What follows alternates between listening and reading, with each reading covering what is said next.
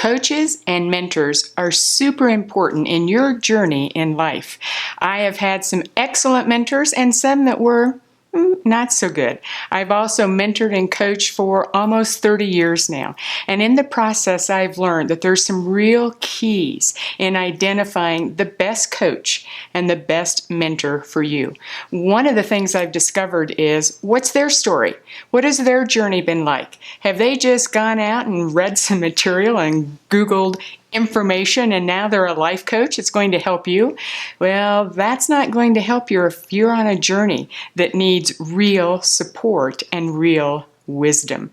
You know, in my life, because I was blessed with mentors and I was blessed with coaches, I was able to go from this overachieving woman that was a type A, perfectionist, German firstborn that would set goals and exceed, and I thought I was doing great.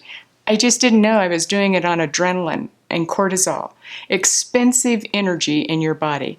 And then my life crashed in my 30s after a difficult pregnancy. The pregnancy was difficult, the birth was even worse, and there was this beautiful daughter, and I didn't know what to do. That led to severe depression, suicide attempts, a nervous breakdown, the loss of a business, and the loss of a home. I know what it's like to lose everything and not have a clue on what to do. I didn't need a book.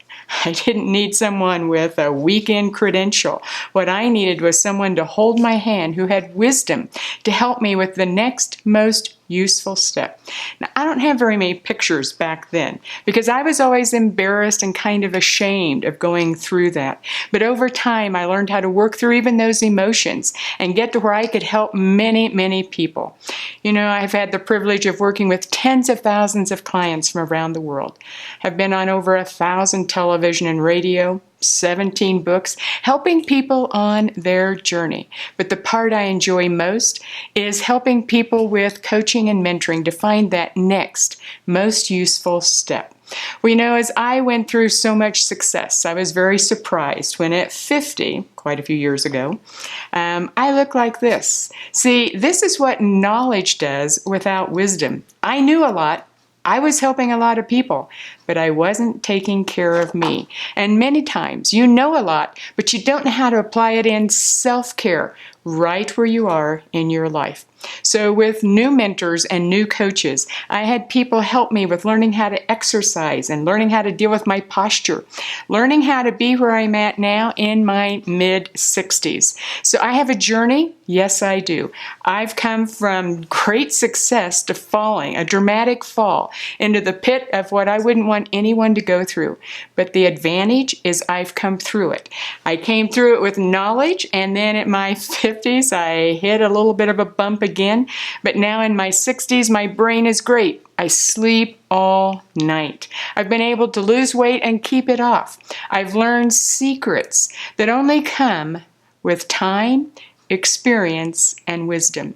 So when you're picking a coach, when you're picking a mentor, you don't want someone with surface knowledge that came from a weekend or that just came from reading a book. No, what you want is someone with experience who's been there, who's had some bumps, some ups and downs, but continually, decade after decade, just keeps getting better. That reflects lifestyle.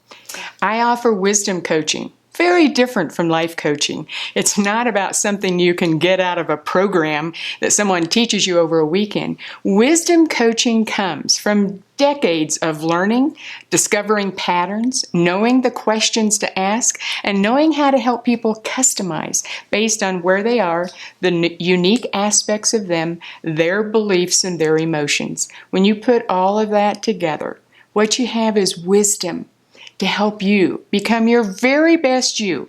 No matter where you are on the journey, you can find the next most useful step to create the journey that helps you become your very best you.